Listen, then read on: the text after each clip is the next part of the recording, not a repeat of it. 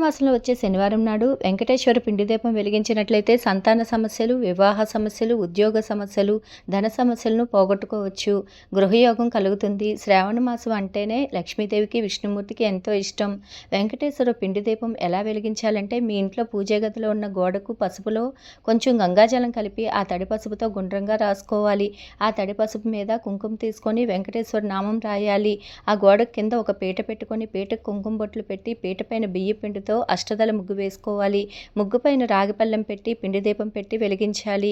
పిండి దీపం ఎలా చేసుకోవాలంటే బియ్య పిండిలో ఆవు పాలు, బెల్లం తురుము, కొంచెం నీరు కూడా కలిపి దాంతో ప్రమిద చేసుకోవాలి. ఈ దీపంలో ఆవు నెయ్యి వేసి 3 ఒత్తులు విడిగా వేసి దీపాన్ని వెలిగించాలి.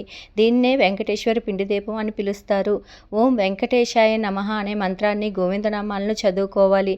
వెలుగుతున్న దీపం దగ్గర బెల్లం ముక్కను నైవేద్యంగా పెట్టాలి. దీపం కొండెక్కినంత వరకు నిద్రపోకూడదు, ఆహారం తీసుకోకూడదు.